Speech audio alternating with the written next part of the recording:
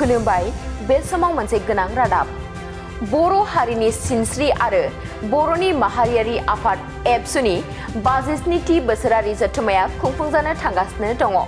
क'क्राझार जिल्लानि दतमायाव थानाय बड'फा उपेन्द्रनाथ ब्रह्मनि जोनोम थावनि थुलुंगाफुरियाव एबसुनि 57थि बोसोरारि जथुम्माखौ खुंफुंगोन। बे 57थि बोसोरारि जथुम्मा खुंफुंनायखौ लानानै दुलाराय बर' फरायसा आफादनि आफादगिरि दिपेन बर'आ माखासे गोनां बाथ्राफोरखौ बुंथिदों।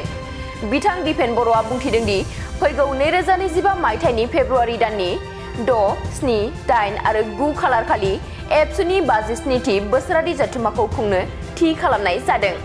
सानब्रैनि हाबाफारिजों खुंनो लानाय जथुम्माया मोनसे जारिमिनारि जथुम्मा। बे जथुम्मानि गेजेरजों हारि दानाय, हारि जौगानाय, राजखान्थियारि आरो संबिधाननि मोनथाय, राव हारिमु थुनलाइ, हारिनि सिनायथि, थामोनथा बे गासै बिथिङावनो गुवार आरो गेबेङै सावरायगोन। आफादगिरि बिथां दिपेन बर'आ बुंथिबावदों दि गासै 5,000निबो बांसिन थान्दैफोरा बे जथुम्मायाव बाहागो लागोन। मख'नो गोनां दि खुंफुंनो लानाय एबसुनि 57थि बोसोरारि जथुम्मानि बे गेवलां मेलाव गाहाय आलासि महरै भारतनि नखर मन्त्रि अमित शाहखौ हांख्रायनो थांखि लानाय जादों। बेजों लोगोसेनो सोलोंथाइनि सायाव गोख्रों हाबा मावनानै नबेल बान्थाखौ मोननो हानाय कैलाश सत्यार्थीखौबो सोलोंथाइ बिथिंनि हाबाफारियाव बाहागो लानो हांख्रायनो थांखि लादों होननानै बुंथिबावदों बिथां दिपेन बर'आ। बे समाव एबसुनि 57थि बोसोरारि जथुम्मा खुंफुंनायखौ लानानै दिपेन बर' बिथाङा मा बाथ्रा बुंथिबावदों बेखौ नोंथांमोनहा नैबे भिडिअनि गेजेरजों खोनासंदो। दुलाराय बर' फरायसा आफादनि 57थि जे एनुवेल कनफारेन्स क'क्राझार आरो बे जारिमिनारि दतमा बड'फानि जे जोनोम थावनि बे गोथार जोनोम थावनि थुलुंगाफुरियाव जोङो 57थि जे जथुम्मा बेखौ खुंनो थांगासिनो दङ आरो जोङो थिग खालामदों जे फेब्रुवारि दाननि फार्स्ट उइक 6, 7, 8, 9 बे तारिखखौ जोङो लानानै दा हाबा मावगासिनो दङ। आरो बे जुथुम्माया मोनसे जारिमिनारि जुथुम्मा आरो बे जुथुम्मानि गेजेरजों हारि दानायनि, हारि जौगानायनि, राजखान्थियारि आरो संबिधानिक जि मोनथाय अधिकारनि बाथ्रा, जोंनि राव थुनलाइ, हारिमु, जोंनि सिनायथि, जोंनि थामोनथा रैखाथिनि बाथ्रा, माहारिबादनि बाथ्रा गासै बिथिंखौ जों बेयाव गुवार आरो गेबेङै जों सावरायगोन।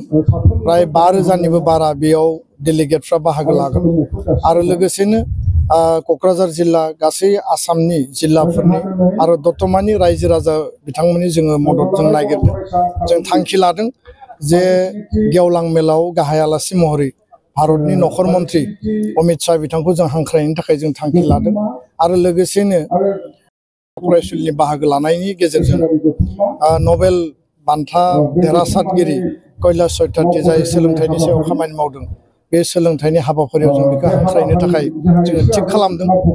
बिथांमोना कनसेन्ट होयोब्ला थारैनो जोङो मोनगोन होननानै आसाबादि आरो बेबायदिनो जोंनि बर' गोजोन गोरोबथा बिटिआर एकर्ड 2020नि गासै मावफुंनायनि बेलायाव बेखौ जाफुंसार होनायनि बेलायाव थान्दै मेलाव गेबेङै गुवारै गोथौयै जों सावरायगोन आरो लोगोसेनो बे जुथुम्माया जोंनि टार्मिनेटिं सेसन आरो बेयाव जोंनि थान्दै मेलाव गोदान आफाद दानाय, गोजाम आफाद सिमफायनाय बे गासै प्रक्रिया कमप्लिट जागोन। दा बेखायनो गासैनिबो मदद नागिरबाय, गासैनिबो हेफाजाब नागिरबाय आरो जोंनि एकर्ड हारि दानाय, माहारिबाद आरो जोंनि गासै मोनथायखौ मोनफुंनांगौनि थाखाय बे जुथुम्माया मोनसे जारिमिनारि जुथुम्मा आरो बे जुथुम्मानि गेजेरजों हारि जौगानायनि थाखाय जों जाहाथे आवगायसे आगानसे जों दावखाबावनो हागोन आं बेखौ गोसो गोथौयै फोथायो। गोजोन्थों।